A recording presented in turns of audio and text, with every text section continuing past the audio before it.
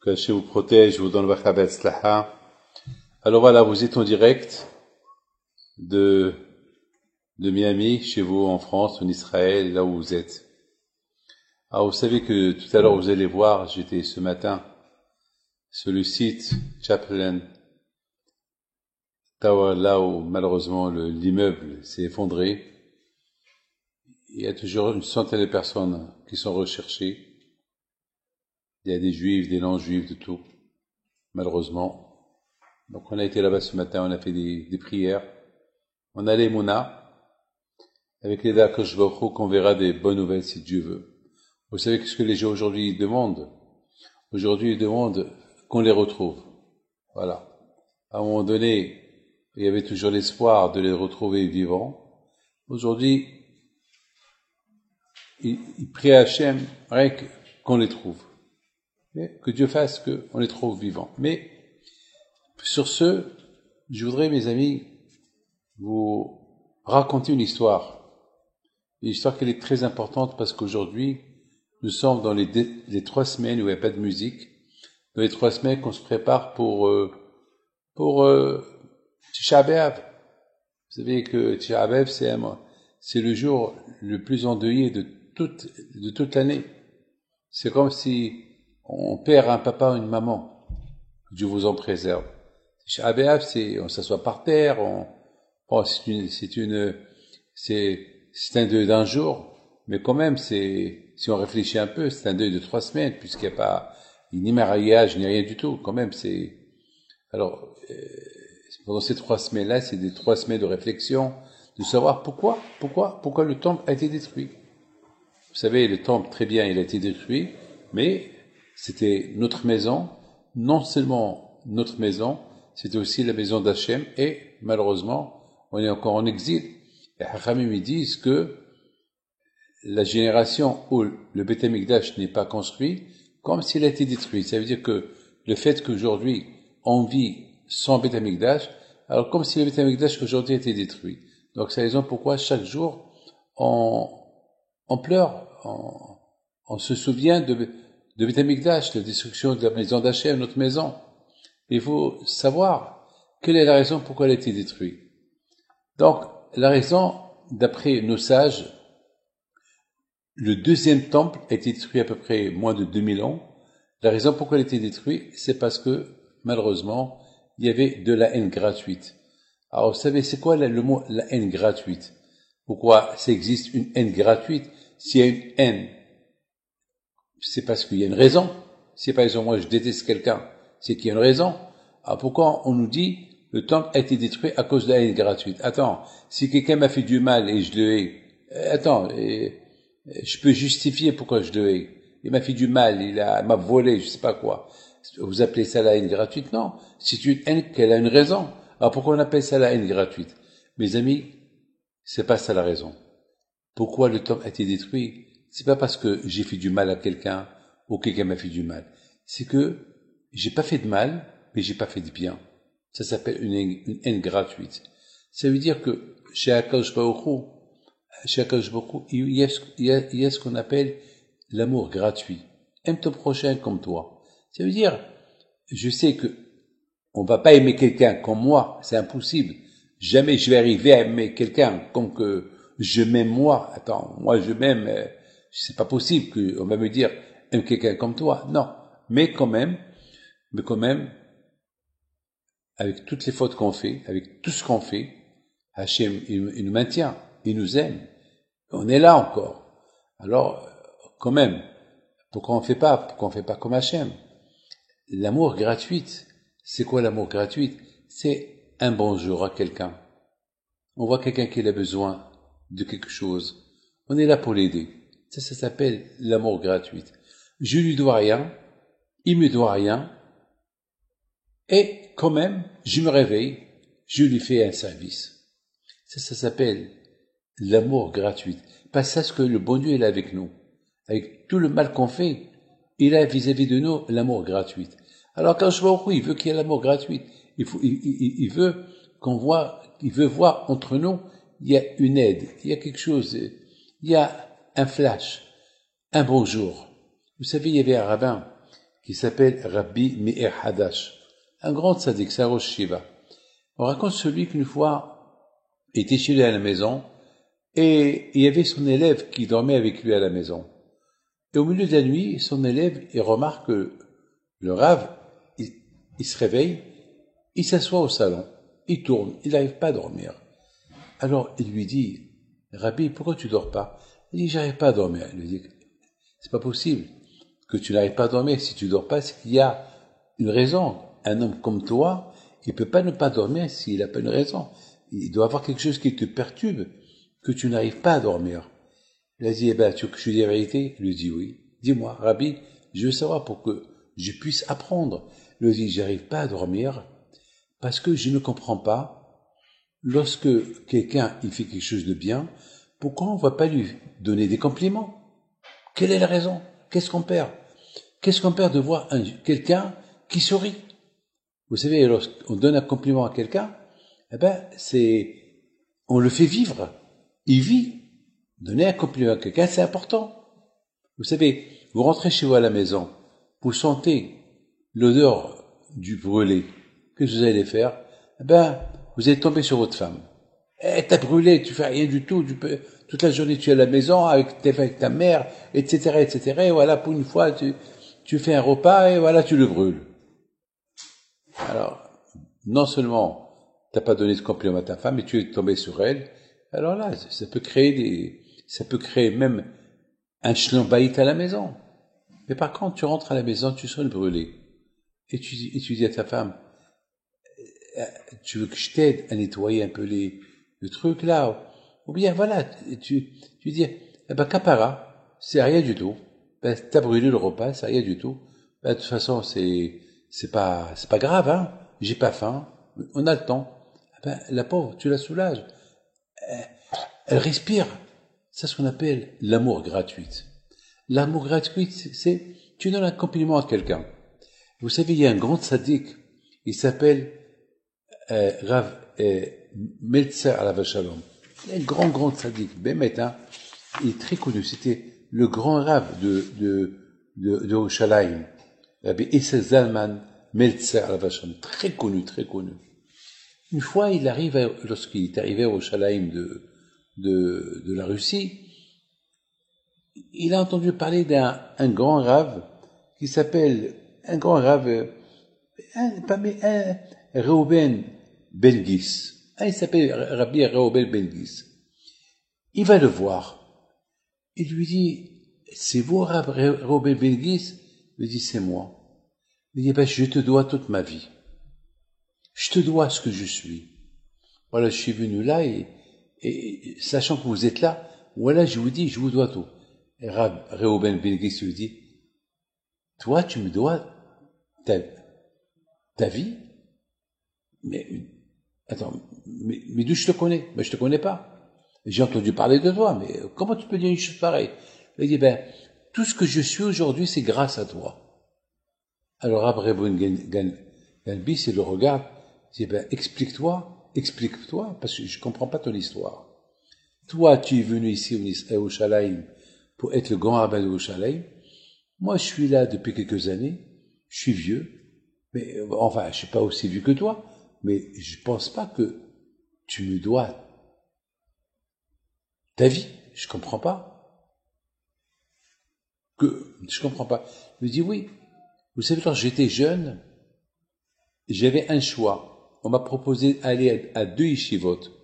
Une yeshiva à Mir, une yeshiva à Volojine. Et je savais pas quelle yeshiva choisir. Il y avait une différence. À la yeshiva de Volojine, là-bas, il y avait trop de monde et c'était pas certain que j'allais trouver une place où dormir. Mais à la yeshiva de Mir, là-bas, c'est certain que je pouvais trouver un endroit où dormir. Alors mon père m'a dit, tu sais quoi? Va à Volojine et essaye là. Alors, je suis parti à Volojine, et voilà, on m'a examiné. Une fois qu'ils m'ont examiné, on m'a accepté. Mais le problème, c'est que j'étais très pauvre, j'avais pas des beaux vêtements, j'avais des pantalons déchirés, et j'avais des chaussures déchirées, et tout le monde qui me regarde, tout le monde qui regarde, on dirait que j'étais quelqu'un qui vient, le pauvre des pauvres. Ils m'ont humilié les gens, et j'ai cru que il faut que je quitte la yeshiva. Et puis voilà, j'ai quitté la yeshiva, j'ai pris ma valise, j'ai dit je peux pas rester dans un endroit où je suis humilié, que les gens ils me regardent pas comme il faut me regarder. Et voilà, j'arrive à la gare pour prendre le train, pour rentrer chez moi. J'étais un peu dégoûté. Et voilà, vous, Rab Reuben, vous êtes arrivé à la gare, vous m'avez dit, c'est vous, Meir Hadash, c'est vous qui êtes venu ce matin et vous avez été examiné. Et je vous ai dit oui. Eh ben, vous savez que le Rosh Yeshiva, le directeur de la Yeshiva, il a fait des éloges sur toi, que tu es un homme super, que tu as bien répondu aux questions. Et simplement, je suis venu pour vous dire que vraiment, c'est dommage que la Yeshiva va perdre un garçon comme toi. Alors, moi, j'ai entendu ça. Maintenant, c'est Rab Issam Zalman Meltzer maintenant qui raconte à Rab Reuben. Il dit, je vous ai écouté me dire tout ça. Vous m'avez donné ces mots de compliment que vous m'avez donné. À l'instant, à la seconde, j'ai dit, ah ben, je m'en fous que les gens se moquent de mes vêtements. Ah ben, je m'en fous que mes chaussures déchirées. Ah ben, je m'en fous que j'ai pas de vêtements, que j'ai rien du tout. Le plus important, c'est que Baruch Hashem, je sais étudier et que le directeur d'Aïshiva, il m'a donné des compliments.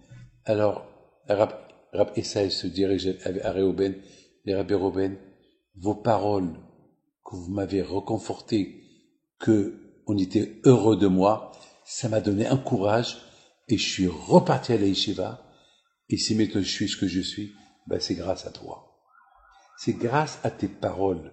C'est grâce aux mots, des belles paroles que je... Mes amis, qu'est-ce qu'on perd de donner un compliment à quelqu'un? Eh ben justement, mes amis, c'est la raison pourquoi le Beth Amikdash a été détruit. Pourquoi? Regardez, mes amis, c'est quoi la force d'une parole? La force d'une parole qu'elle est bien. La force d'une parole qu'elle est bien, elle est tellement importante. Imaginez-vous, mes amis, ce Rav Reuben, il n'aurait pas couru derrière Rav Essa, il lui donnait des paroles d'encouragement. Eh ben aujourd'hui, on aurait perdu un grand sadique comme Rav Essa Meltzer. Vous savez, mes amis, jamais je vous dirai, jamais j'oublierai. C'est quoi une belle parole de quelqu'un, ce qu'elle peut faire. Vous savez, vous savez, avec la guerre de la Shoah, avec tout ce qui s'est passé, il y avait un monsieur il a perdu toute sa famille. Les nazis ont tué toute sa famille. Toute sa famille l'ont tué. Et à un moment donné, il était tellement mal dans sa peau, il a pensé se suicider. Il a dit, ça y est, les nazis ont tué toute ma famille. Alors, il me reste plus rien à faire. Je vais partir. Alors, le rabbin qui était avec lui, il a dit, mon fils, je te comprends. Je te comprends. De toute façon, peut-être demain, ils vont te tuer. Alors, je te comprends. Mais n'oublie pas que ton frère, tu as un seul frère, mais il est vivant. S'il va entendre que tu t'es fait mal, lui aussi va se faire mal. C'est le seul qui te reste. C'est vrai, tu sais pas où ce qu'il est. Lui aussi pas où tu es. Mais peut-être si Dieu va après la guerre, peut-être on va rester vivant. Et toi, tu vas le voir. Eh ben, au moins, il a une raison de rester vivant. Mais si tu te fais du mal, et quelqu'un lui dit, il entend que tu t'es fait du mal, il va se faire du mal. Il regarde le rabbin, il dit, pour cette phrase que vous avez dit, même que, il y a un doute, peut-être je vais le rencontrer, peut-être il va me rencontrer, peut-être jamais, peut-être entre-temps, peut-être ils vont le tuer, mais il y a le doute. Peut-être on va se voir. Alors pour cette phrase-là, je ne vais pas me suicider. Vous voyez, Rabotaï, ça, ce qu'on appelle l'amour gratuit. Aimer quelqu'un, c'est pas lui donner de l'argent. Aimer quelqu'un, c'est pas lui... Aimer quelqu'un, c'est une belle phrase. Vous savez, mes amis, aujourd'hui, en ce moment que je vous parle, ça m'est venu à la tête l'une des plus épais histoires du rabbi de Lubavitch. On raconte qu'une fois le rabbi de Lubavitch, il vient chez lui, il y avait un Kohen, un juif, un Kohen, qui devait se marier avec une non-juive. Et le rabbi de Lubavitch, il l'a appelé. Il a dit, j'ai entendu que tu vas faire ça. C'est vrai? Il a dit, oui, c'est vrai. Et il a eu l'audace de lui répondre, oui, c'est vrai. Il a dit, écoute-moi, moi je suis l'Admour de Lubavitch. Moi, je viens des descendants jusqu'à le Baal Hatanya. Le Baal Hatanya était un Admour, il était un Rébé, jusqu'à moi. Et toi, tu es mieux que moi. Alors le monsieur là-bas, il le regarde. Moi, je suis mieux que vous. Vous avez des milliers des gens qui vous suivent.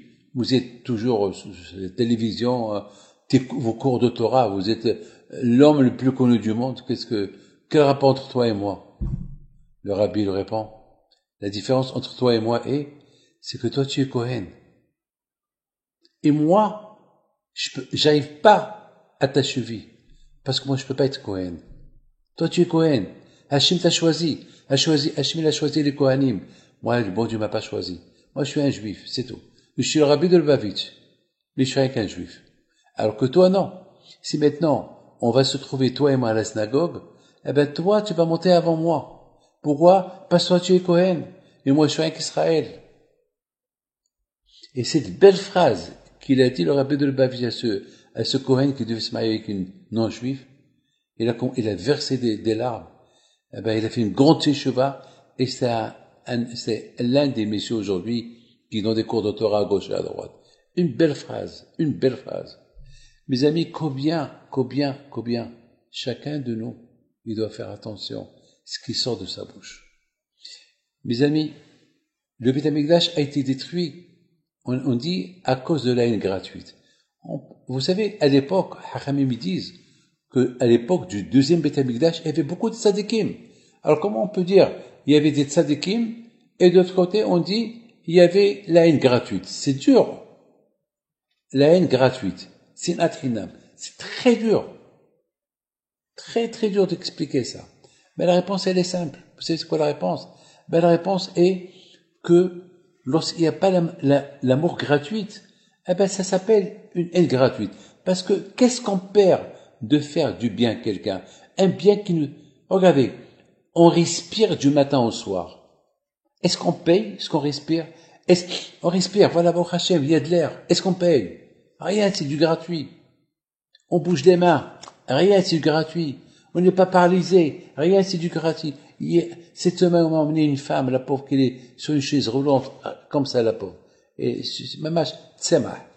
Mais, légumes, la pauvre, elle bouge pas. Mamash, mskena, elle m'a fait de la peine, je lui dis, dans ma tête, je dis, Hachem, merci à Kadosh Baruch Hu, merci, je peux bouger les mains. Vous savez, beaucoup des fois, quand est-ce qu'on dit merci à Hachem? Lorsqu'on a un problème. Lorsqu'on a un problème, on se réveille du coup, tout le bien que le bon Dieu nous a fait, pour lui dire, merci Hachem pour ce que tu as fait, merci Hachem. Ah, mais maintenant Hachem, je t'en prie, fais-moi savoir, j'ai besoin de toi. C'est maintenant que tu as besoin de lui, c'est maintenant que tu dis merci pour le passé. Mais pourquoi tu n'as pas dit merci pour le passé, pour tout ce qu'il a fait avec toi jusqu'à maintenant? Pourquoi c'est maintenant que tu lui dis? Ah, parce que maintenant tu as un problème, c'est maintenant tu te rappelles tous les biens que le bon Dieu t'a fait, c'est maintenant que tu te rappelles. Mes amis, le Beth Amikdash a été détruit parce qu'il n'y avait pas de belles phrases, il n'y avait pas de compliments, il n'y avait pas apprécié quelqu'un. Mes amis, vous rentrez à la synagogue, vous trouvez la synagogue propre, et vous croyez que c'est normal, elle doit être propre. Vous croyez que c'est normal. Vous savez, beaucoup de fois ça arrive, je vois des gens à la yeshiva, beaucoup de fois, qui restent jusqu'à la fin de la prière, et ramassent les livres. Ils ramassent les livres. Personne ne leur a dit de ramasser les livres. Mais eux-mêmes, ils font cette mitzvah. ils ramassent les livres, ils arrangent un peu les chaises. À Minha, l'après-midi, les gens ils arrivent, bah tout de suite ils voient que la synagogue elle est propre, les livres ils sont à leur place. Est-ce que quelqu'un s'est levé un jour pour dire merci à celui qui ramasse les livres? Non. Pourquoi? Parce que ils croient que c'est normal. C'est pas normal. Non. C'est pas normal. Vous savez, mes amis, que Hakamim ils disent que Hakadosh Baruch Hu, chaque jour, il se lève. Mais c'est pas il se lève. Chaque jour, il pleure. Il crie la destruction de Beth Amikdash. Parce que c'est sa maison quand même. C'est sa maison qu'elle manque. Il pleure. Il crie. Oh, il est malheur à moi que j'ai détruit ma maison et que mes enfants ils sont éparpillés à gauche et à droite. Hachem, ça lui fait de la peine. Mais, mes amis, est-ce qu'on entend ça? On n'entend pas ça. On n'entend pas. Et pourquoi on n'entend pas? Comment ça se fait? Alors, Akashro, il crie comme ça, et il crie sans que personne l'entend. Mes amis, vous entendez la sirène. On entend la sirène. Vous entendez quelqu'un qui vous appelle. Une fois, ça m'arrive que j'entends David. Je me retourne. Même que je sais que là-bas, personne ne me connaît. Mais je me retourne. Peut-être, si quelqu'un, il m'a reconnu, il m'appelle David par mon nom. Et alors? Je me retourne. Et toujours, on entend le nom, on se retourne. Mes amis, Hachem, il crie. Quel est le besoin de crier? Pourquoi il a besoin de crier? Pourquoi il a besoin de crier si personne l'entend? Vous savez pourquoi? Vous savez qui entend le cri d'Hachem? Celui qui entend le cri de l'autre. Comment vous pouvez entendre le cri et le malheur d'Hachem lorsque vous n'entendez pas, vous bouchez les oreilles, le cri et le malheur des autres? Celui qui crie et le malheur des autres, il entend le cri de Akadosh Baruch Hu. Mes amis, Rav Shach alav shalom, chaque matin, à 8 heures du matin, on lui apportait son petit déjeuner, et jamais à 8 heures du matin, il prend son petit déjeuner, et reste jusqu'à 8h30, 9h du matin, c'est là qu'il prend le petit déjeuner. Et un jour, ils lui ont posé la question, Rabbeinu, pourquoi tu prends pas le petit déjeuner le matin? Vous savez qu'est-ce qu'il a répondu? Il a dit parce qu'à 8 heures du matin, c'est l'heure que tous les enfants y rentrent à l'école. Il y a des centaines de milliers de juifs qui rentrent à l'école. Et malheureusement, ils n'ont pas fait la prière. J'ai de la peine pour eux. Je pleure. Comment je peux manger mon petit déjeuner alors que eux, ils savent même pas c'est qu'est Hachem. Ils ont même pas fait Shema Israël. Un enfant le matin, la première chose qu'on fait à un enfant, on l'apprend. Shema Israël, Hachem Elokeinu, Hachem Echad. S'il va à l'école, très bien. S'il va pas à l'école juive, alors la maman, il va lui enseigner Shema Israël. L'enfant, il va y dormir le soir. On lui dit, on l'apprend. Et c'est des souvenirs qui vont rentrer, qui vont rester dans la tête à vie, à vie. C'est des choses qu'on n'oublie pas. Vous savez, mes amis, il y avait, et ça c'est quelque chose que nous tous, on a l'obligation de savoir. Est-ce que vous vous êtes posé la question, et plusieurs fois je l'ai dit, pourquoi le bon Dieu, il a fait d'une manière, on a deux yeux. On a deux yeux. Pourquoi Hachem n'a pas fait qu'on a un seul œil? On peut bien voir avec un seul œil, voilà, je fais mes yeux, voilà, je vois très bien avec un œil. Pourquoi Hachem n'a pas fait que l'œil, il soit au milieu, au centre, et je vois avec, c'est tout. Il y a un rabbin qui donne une belle réponse. Parce qu'il y a certains rabbins qui ne nous ont pas donné de réponse. Mais il y a un rabbin qui dit, Hachem, il a fait exprès qu'il y a deux yeux, un œil pour toi, parce que chacun il a besoin de voir les vêtements qu'il porte, la chemise, serrer les chaussures, un œil.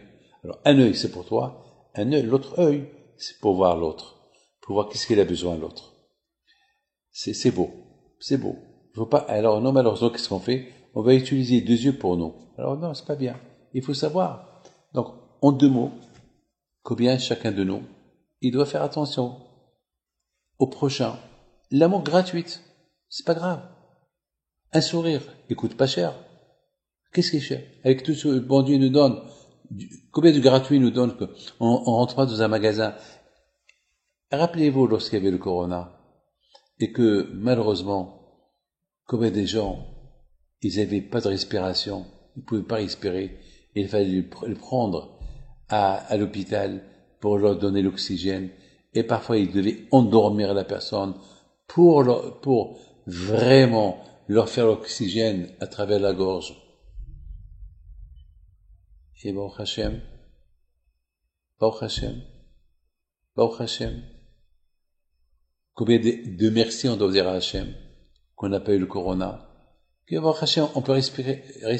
Et tout ça, c'est du gratuit. Est-ce que tu peux pas donner un peu de gratuit à ton copain? Alors, celui qui a la possibilité de donner un peu du gratuit à son copain, il le fait pas, ça s'appelle comme s'il le déteste, comme s'il le hait. Oui. Pourquoi? Parce que c'est pas normal. C'est quelque chose qui n'est pas normal. Combien, mes amis, chacun de nous, il y a beaucoup de façons de hesed. Je voudrais vous dire qu'est-ce qu'il dit le Or HaChaim HaKadosh. Quelque chose de magnifique. Il dit le Or HaChaim HaKadosh. Hachem, il dit à Moshe Rabbeinu, monte au mont de Nevo, et de là-bas, tu vas voir Israël. Monte et voir, monte au mont de Nevo, et de là-bas, tu vas voir. Alors, Or HaChaim dit, pourquoi 2 fois c'est écrit, monte, et de là-bas, tu vas voir. Pourquoi Hachem n'a pas dit à Moshe Rabbeinu, monte, et tu vas voir la terre d'Israël? Pourquoi? Monte au mont de Nevo, tu vas voir, monte, voir, et tu vas voir. Monte, voir, et tu vas voir. Pourquoi? Monte, voir, et tu vas voir. Monte, voir, c'est tout. C'est quoi? Monte, voir, et tu vas voir. 2 fois, voir, et tu vas voir. C'est un plus. Vous savez que la Torah, elle dit pas les paroles gratuites. Vous savez, mes amis, il dit le Or HaChaim HaKadosh, une belle phrase. Une belle réponse. Il dit beaucoup des fois, il s'agit de la vie spirituelle de la personne. Il faut faire un pas. Il faut aller, il faut monter. Il faut faire un pas. Et si tu fais un pas, alors Kashrou va te montrer. Hachem dit à Moshe Rabbeinu, tu vas monter voir. Mais c'est dur de voir, parce que tu vas rien voir. Parce que tu peux pas voir, tu n'as pas des jumelles. Pour voir tout Israël, 700 kilomètres, tu peux pas les voir de la montagne, mais fais un effort. Tu vas voir. Tu fais un effort pour monter, voir, et tu vas voir quand je vais te montrer. Dans la vie comme ça, dans la vie de chaque jour, tu fais un effort, on dit, tu fais un effort. Par exemple, voilà. T'as un problème avec ta femme, t'as un problème avec ton fils, t'as un problème avec ton copain, et ça t'énerve. Alors, calme-toi. Et lorsque tu te calmes, tu as beaucoup à gagner. Parce que beaucoup des fois, lorsqu'on se calme pas, il y a tout à perdre. Tu commences à te maîtriser et Akash va t'aider. Dans la vie spirituelle, tu fais le premier pas et Akash va t'aider le deuxième pas. Je vais monter le mont Nevo pour voir. Mais je vais voir quoi? 1 kilomètre, 2 kilomètres, 3 kilomètres. Ça va être tout petit, je vais rien voir. C'est pas vrai. Tu fais un effort. Est-ce qu'on a vu quelqu'un qui fait un effort le matin pour se réveiller, pour aller à la synagogue et qui regrette plus tard? Jamais. Au contraire. Il y a une femme que je lui ai posé la question, est-ce que tu vas au mikvé? Il me dit, Rabbi David, en été je vais, mais pas en hiver. Et je lui dis, pourquoi madame, pourquoi il y a quoi? Tout l'hiver, tu vas pas avec ton mari? Quoi? C'est quoi ça? Il me dit, non, il fait froid et je crains je crains. Je dis, madame, tu crains le froid, tu crains pas la chaleur. Et là, tu vas aller au mikvé en pleine chaleur, il fait chaud, tu transpires pas, madame. Comme certaines personnes qui disent, je mets les tefilines que le dimanche.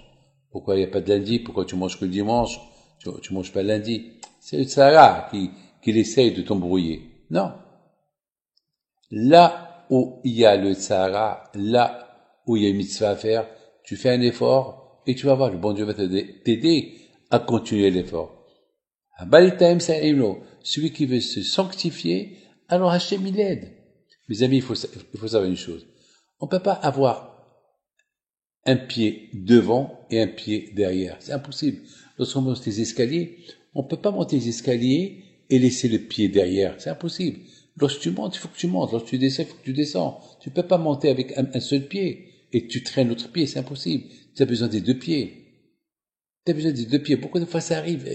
Je vais être un bon juif, ça y est, je vais faire la paix avec ma femme, ça y est, je vais faire du bien à mon copain, papa. Mais de l'autre côté, tu ralentis. Il y a le pied qui est en bas. D'un côté, tu veux faire un effort et le Sahara, il t'empêche. Non.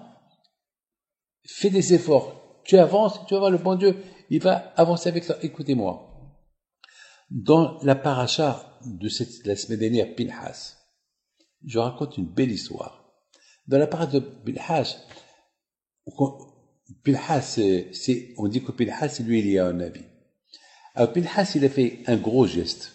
Le geste qu'il a fait, c'est qu'il a vengé l'honneur d'Hachem. Alors quand il lui a donné une grande récompense. Il lui a fait des compliments. Des compliments. Et vous savez quel compliment il lui a donné? Il a dit, toi et Pinhas, le fils de Elazar, le petit-fils de Aaron, ça veut dire il a mis à égalité à son père et à son grand-père. Quel compliment il lui a donné? Il a donné un grand compliment. Maintenant, la question se pose. Quelle est la raison pourquoi Kachoukou il a donné ce compliment à Pinhas? Quelle est la raison?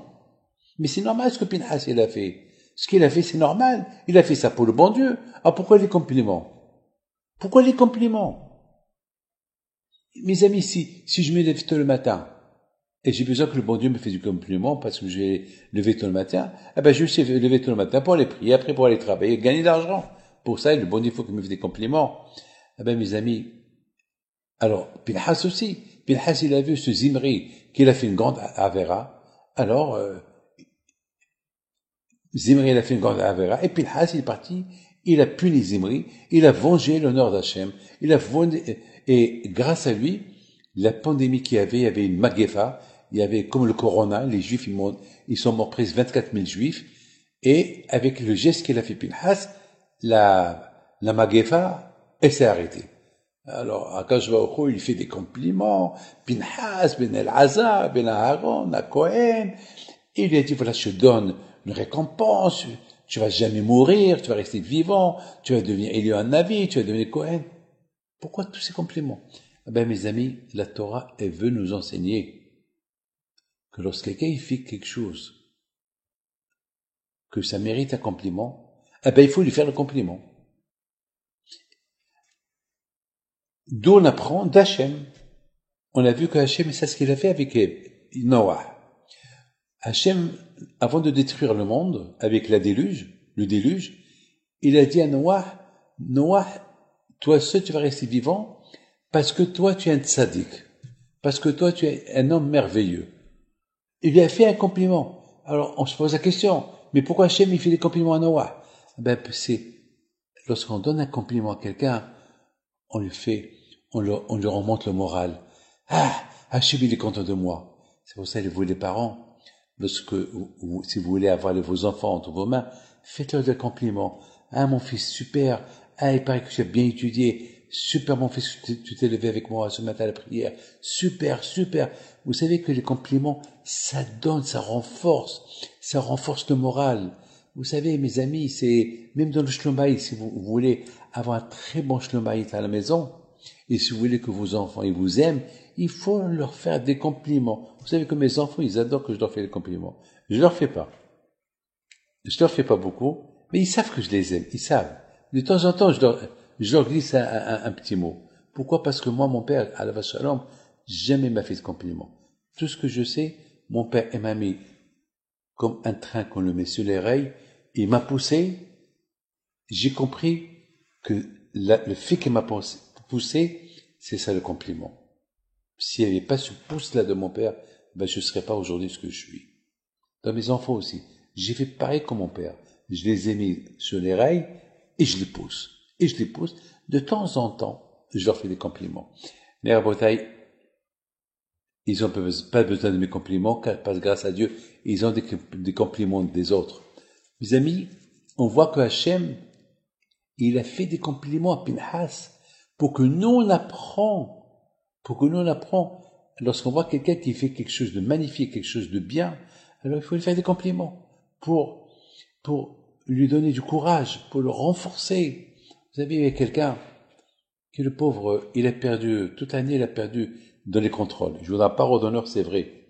Et le pauvre, il vient chez moi, il me dit, Rabbi David, je sais que j'ai travaillé toute l'année, malheureusement, j'ai perdu tous les contrôles que j'ai fait. Maintenant, j'ai un grand examen, c'est l'examen du Corona, c'est l'examen de l'année scolaire et je lui dis, alors que je veux, il m'a dit, je sais que je vais perdre, mais je veux une bracha. Au moins que j'ai 10, je sais que je vais pas avoir les 100%. Mais au moins que j'ai une petite note, au moins, la Mac, voilà, que mes parents, au moins que je réponde, au moins que mes parents, ils vont pas dire, je suis un hamar, je suis rien du tout, que j'ai, je dis, mais t'es fou. Le contraire, tu vas réussir. Tu es super, moi je te connais. Je te vois chaque Shabbat. Tu es un homme extraordinaire, tu vas réussir. Mais je te connais, je lui dis. Mais si toute l'année tu as mal travaillé, c'est parce que, à cause du corona, parce que ta tête était ailleurs, parce que tu avais un cousin qui était malade. Mais toi, mais toi, c'est ton cousin, il est en bonne santé. Ça y est. Mes amis, il a réussi. Les compliments que je lui ai donnés, ça lui a donné du courage, ça l'a renforcé. Il a trouvé des réponses. Mes amis, c'est la raison pourquoi, aujourd'hui, on fait, malheureusement, pendant ces 3 semaines-là, on pleure la destruction du Beth Amikdash parce que on n'a pas assez fait de compliments au prochain, on n'a pas aidé le prochain. Mais c'est pas mon cousin, mais c'est pas, ben justement. Et pourquoi le bon Dieu, c'est notre cousin, le bon Dieu? Mais le bon Dieu, il nous considère comme ses enfants. Est-ce qu'on est ses enfants? Mais mon père et ma mère, ils sont enterrés à Ashdod. Quel rapport avec le bon Dieu? Ben oui. C'est, eh ben oui, justement, c'est Hachem qui a créé ton père et ta mère. Et c'est Hachem qui a créé ton grand-père. C'est grâce à ça que ton père et ta mère, ça veut dire qu'il y a toujours on remonte toujours à une source. On remonte à une source. Mes amis, ce matin, je suis retourné à Miami cette semaine, hier matin. La raison pourquoi je suis retourné, alors que j'étais là pendant 10 jours, je suis resté là, c'est parce que je pouvais pas résister. Une famille, les pauvres, que ils ont leur famille, leur enfant dans cet immeuble qui s'est effondré. Et moi, j'ai la reconnaissance aux parents de ces familles-là. Hier, j'ai reçu pas mal de familles. Hier, il y a une famille que sa fille sa fille avec son mari dans cet immeuble. Il y a une autre, c'est son fils. Il y a une autre, c'est son fils. Il y a un autre que c'est la semaine prochaine qui doit se marier. Mais entre vous et moi, et s'ils sont vivants, on ne sait pas. On ne sait pas. On ne peut pas savoir. Mais ça fait 12 jours. 12 jours, vous savez. Vous allez voir, je vais vous montrer tout à l'heure comment cet immeuble s'est effondré. Vous allez voir tout à l'heure où j'ai été, c'est tout à l'heure où j'ai été lire un peu de Télim.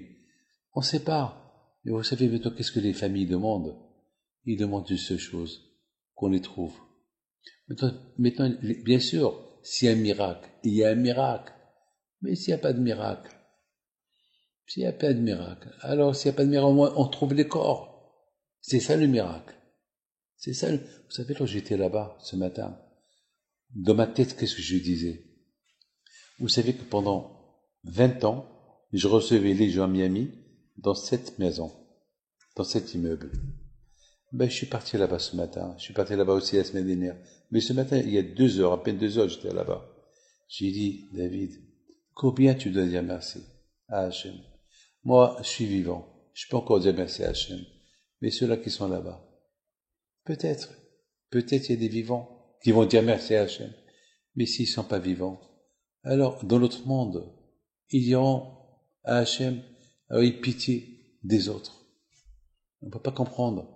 Mais mes amis, une seule chose je peux vous dire, que lorsque j'étais là-bas ce matin, et j'ai vu mes mains, et j'ai vu mes yeux, et je vois que je respire, et je vois que combien de merci j'ai dit à Hachem. Dans une demi-heure, je vais aller voir maintenant les parents de cette jeune fille, la pauvre, qui est encore là-bas.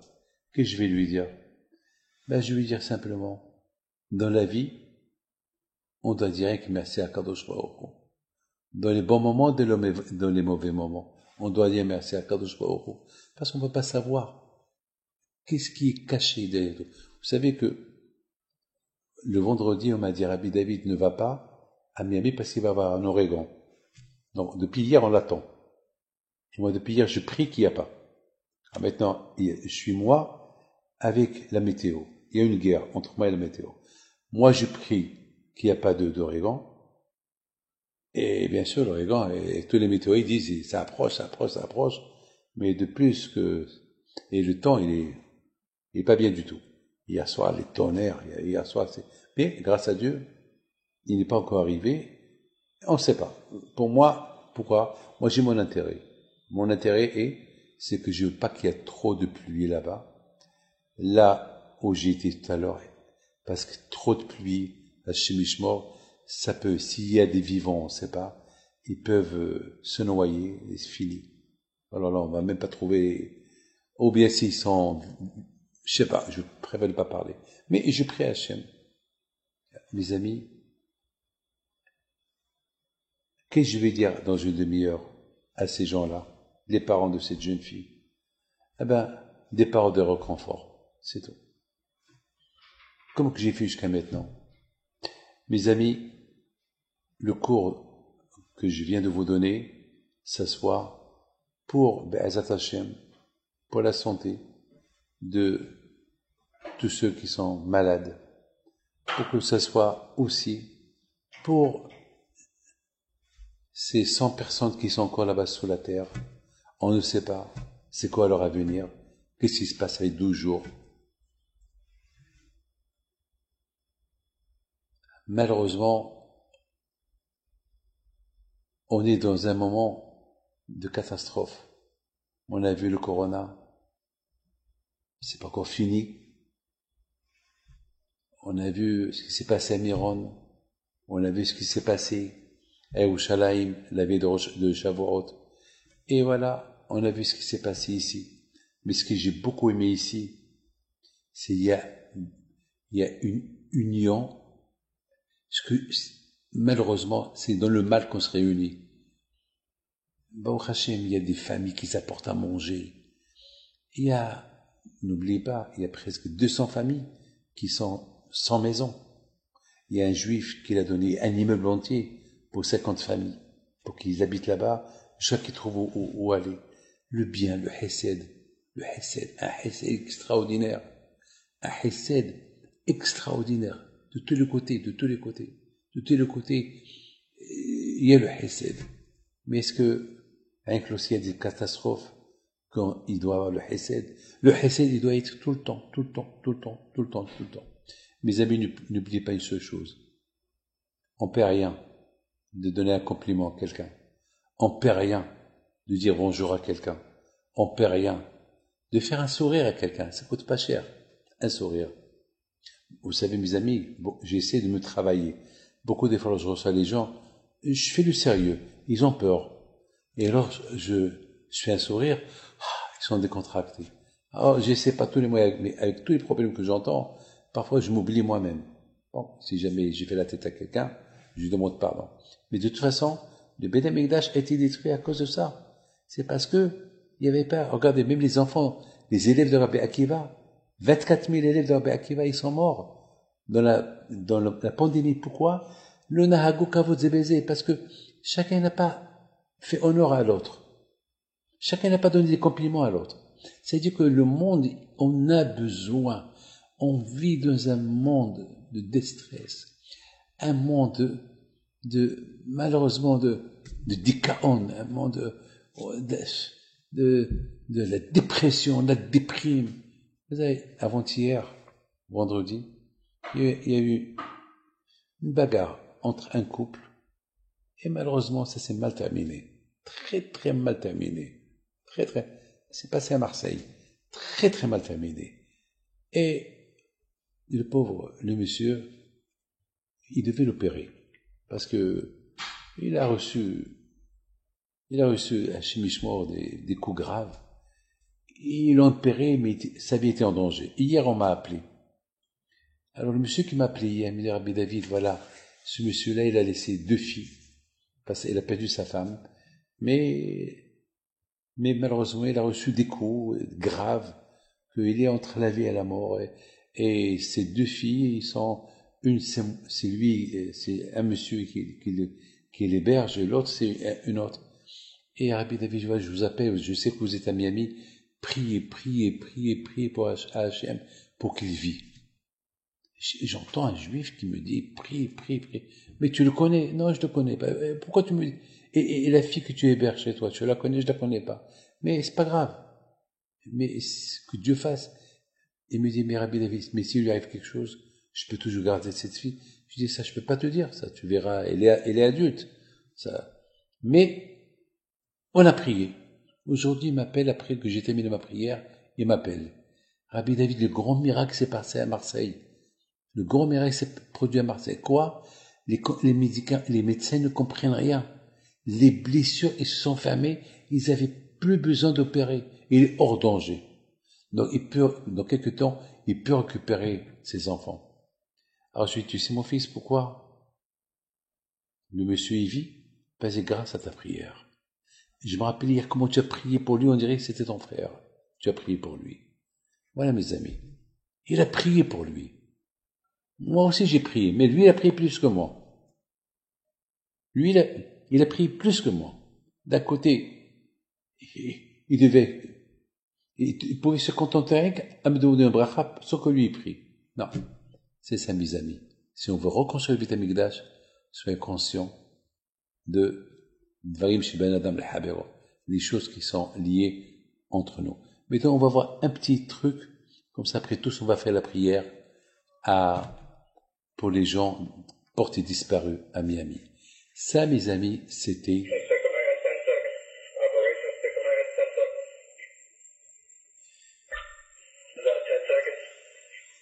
Ça, c'est hier soir, avant qu'ils l'ont détruit. C'est ce qui reste de tout l'immeuble qui a été détruit. Voilà. Ça, s'est passé hier soir. Vous avez bien remarqué qu'ils l'ont détruit en penchant. Voilà, je suis en face. Pour pouvoir, si Dieu veut, chercher en dessous.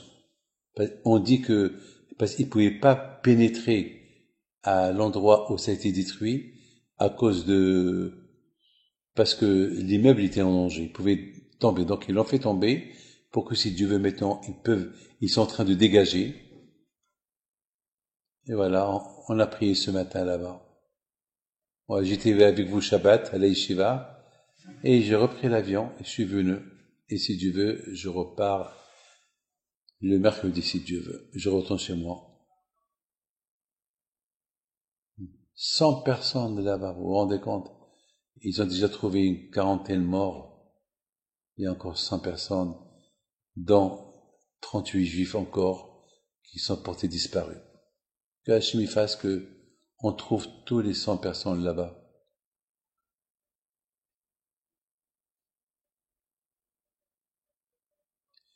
La semaine dernière, j'étais là-bas sur place. Voilà, ce soir, aujourd'hui, je suis parti là-bas encore.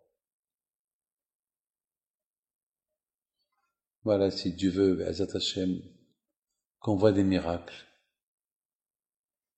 Voilà. Je souhaite à vous tous une bonne soirée. Chez nous, il est maintenant 3h15 de l'après-midi. Comme je vous ai dit, maintenant je vais aller visiter les parents. Et voilà, un mercredi soir. Mercredi, si Dieu veut, je vous ferai le cours directement de Miami avant que je prenne le vol pour Tel Aviv et on va pèleriner à Bihim Piton en direct. Que Hachem vous protège et vous donne la santé, la joie, la prospérité et Bisrot Bihim Piton soit avec vous. Amen. Amen.